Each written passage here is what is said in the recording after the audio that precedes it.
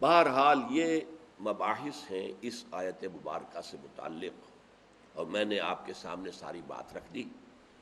نہ میں کسی کا مبلغ ہوں، نہ یہ دینی مسئلہ ہے، یہ فلسفے کا مسئلہ ہے۔ اب فلسفے میں بہت سے مسائل ایسے پیدا ہو گئے، سائنس کے مسائل ہیں کہ جو کتاب و سنت یا کم سے کم حدیث کی بعض چیزوں سے ٹکراتے ہیں۔ اب اس میں آدمی غور کرے گا، سوچے گا۔ اسی طریقے سے یہ فلسفے کے مسائل ہیں جو ہمیشہ سے جن پر کام ہو رہا ہے، لیکن یہ دین جو ہے وہ شریعت اور طریقت کا نام ہے۔ حقیقت کو چھوڑ دو، حقیقت جو ہے بس ہے۔ تم سورج مکھی کے پھول بن جاؤ، تمہاری توجہ ہر وقت اپنی اس ذات جو جس نے تمہیں پیدا کیا ہے، حقیقت تو وہی ہے، لیکن سورج مکھی کے پھول بن جاؤ۔ لیکن اسے آپ غلط کہیں، مجھے کوئی اعتراض نہیں، لیکن یہ کہ ایک شخصیت کو میں ایسے سے واقف ہوں جو اہل حدیث بھی کٹر تھے اور صوفی بھی بڑے تھے۔ یہ جو ہمارے ہاں مشہور ہے غزنوی خاندان، مولانا عبداللہ غزنوی آئے تھے، اور وہ اپنے تصوف کی بعض آراء کی وجہ سے اور بعض اپنی اہل حدیثیت کی آراء کی وجہ سے افغانستان سے نکال دیے گئے تھے، غزنی سے نکال دیے گئے تھے، تو امرتسر میں آ کر آباد ہوئے۔ ان کی اولاد ہے یہ غزنوی خاندان۔ ان میں مولانا داؤد غزنوی رحمۃ اللہ علیہ سے میرا بڑا قرب رہا ہے۔ ان کے پھر بیٹے تھے ابو بکر غزنوی، وہ معروف ہے، کافی لوگ ان سے واقف ہوں گے۔ داؤد غزنوی رحمۃ اللہ علیہ یہ دو متضاد چیزوں کا مجموعہ تھے، تصوف بھی اور اہل حدیثیت بھی۔ عام طور پر اہل حدیث کی ساری توجہ ظاہر پر رہتی ہے، وہ باطن میں جھانکتے ہی نہیں، اندر نہیں جاتے، فلسفے سے کوئی تعلق نہیں۔ لیکن فلسفہ اور تصوف یہ جڑے ہوئے آپس میں چولی دامن کے ساتھ۔ انہوں نے ایک دفعہ منٹگمری میں، جو اب سائیوال کہلاتا ہے، آ کر تقریر کی۔ اہل حدیث مسجد تھی، میں بھی گیا ہوا تھا سننے کے لیے۔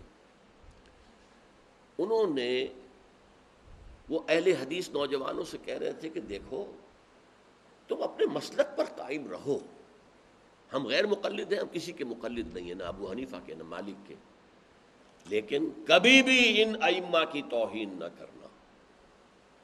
یہ ہمارے عام نوجوان جو کہتے ہیں ابو حنیفہ کو کیا پتا تھا، ابو حنیفہ کے پاس تو علم ہی نہیں تھا، ابو حنیفہ تو جو ہے علم حدیث میں کورے، یہ توہین کے الفاظ کبھی استعمال نہ کرو۔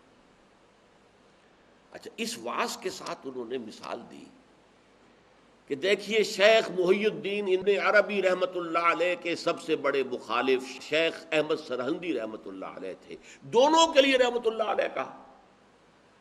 میں حیران ہو گیا، یہ وہابی آدمی، کٹر وہابی اہل حدیث، اور یہ شیخ ابن عربی رحمۃ اللہ علیہ کہہ رہا۔ خیر میرے دل پر بھی اثر ہوا کہ بڑی وسعت ہے ان کے فکر و نظر میں۔ میری اہلیہ کے چچا تھے، ان کے ایک بیٹے، سب سے چھوٹے بیٹے یہاں مجمع میں موجود بھی ہیں، شیخ فضل الرحمان مرحوم۔ ان کے بہت گہرے تعلقات تھے یہ جو خاندان غزنوی خاندان سے۔ انہوں نے شام کو کھانے پر بلایا، مجھے بھی بلا لیا، میں ان کا داماد ہی تھا نا۔ تو وہاں میں نے کہا کہ حضرت آپ نے شیخ ابن عربی کے ساتھ رحمۃ اللہ علیہ کے الفاظ استعمال کیے، جبکہ ابن تیمیہ نے کوئی شرعی گالی چھوڑی نہیں ان کے لیے۔ زندیق، ملحد، اور آپ اہل حدیث ہیں، یہ کیسے ہوا؟ میں ان کی عظمت کا قائل ہو گیا، ان کی آنکھوں میں آنسو آ گئے۔ کہنے لگے ڈاکٹر صاحب یہ دونوں ہمارے بزرگ ہیں، ہم خرد ہیں، آپس کے اختلافات وہ جانے، ہم چھوٹے ہیں، خرد ہیں، خرد رہنے ہی میں عافیت سمجھتے ہیں، ہمارے لیے دونوں محترم ہیں۔ اور مسجد میں انہوں نے ایک مثال بیان کی تھی کہ شیخ احمد سرہندی رحمۃ اللہ علیہ نے شیخ ابن عربی کے بارے میں اپنے مکتوبات میں لکھا ہے، ما ذل بردار خان ایشانم لیکن چکنم معاملہ صفات باری تعالی است، کہ ہم شیخ ابن عربی کے دسترخوان کے جھوٹے ٹکڑے کھانے والوں میں سے ہیں۔ کون کہہ رہا ہے؟ مجدد الفسانی کہہ رہا ہے۔ ماں ذل بردار خان ایشانم، ان کے دسترخوان کے سوکھے چھوڑے ہوئے جھوٹے ٹکڑے کھانے والوں میں سے ہم ہیں، لیکن کیا کریں، معاملہ سے بات باری تعالیٰ، یہ باری تعالیٰ کی صفات کا معاملہ ہے، ہمیں اختلاف کرنا پڑ رہا ہے، اختلاف ہم کر رہے ہیں، لیکن ہم ان کے دسترخوان کے جھوٹے ٹکڑے کھانے والے ہیں۔ یہ کہہ رہے ہیں شیخ احمد سرہندی رحمۃ اللہ علیہ، جن کے بارے میں مشہور ہے کہ ابن عربی کا یا تو مخالف اول ابن تیمیہ رحمۃ اللہ علیہ، اور یا پھر مخالف دوم جس نے جوابی فلسفہ پیدا کیا وہ شیخ احمد سرہندی رحمۃ اللہ علیہ۔ تو یہ ہے کہ ان چیزوں کے بارے میں اپنے سینوں کو وسعت دیجئے، آپ ابن عربی کی بات کو چھوڑ دیجئے، پھینک دیجئے، لیکن توہین نہ کیجئے،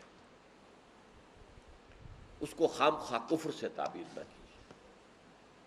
یہ چیزیں جو ہیں، اور پھر ہمارے سارے صوفیہ جو اس کے قائل ہیں، پھر ان سے بدزنی ہو گئی، میں صرف اس لیے کہ وہ بدزنی اور دلی نفرت کا معاملہ ختم ہو جائے، میں یہ ساری بحث اس لیے کیا کرتا ہوں، ورنہ میرے عام دروس میں ان مسائل پر گفتگو نہیں ہوتی ہے، بڑے گہرے مسائل ہیں اور ان کا سمجھنا عام لوگوں کے لیے ممکن بھی نہیں ہے، بلکہ عام آدمی کے، یہ جس کو کہتے ہیں نا ہوشدار کے رہ بردب تیغست قدم را، ہوشیار رہ جاؤ، یہ تم جو چل رہے ہو یہ تلوار کی دھار کی طرح کا راستہ ہے، کاٹ کے رکھ دے گا تمہیں۔ جیسے ہم کہتے ہیں پل صراط جو ہے وہ بال سے زیادہ باریک ہوگا اور تلوار کی دھار سے زیادہ تیز ہوگا، جس پر سے گزرنا ہے قیامت میں، یہ کہاوت ہے۔ اسی طرح یہ ہماؤس یا پینتھیزم اور وحدت الوجود شیخ ابن عربی کا، یہ اس قدر قریب ایک دوسرے سے ہے کہ اس میں ادھر سے ادھر بھٹک جانا یہ بہت آسان ہے، اس سے بچنا چاہیے۔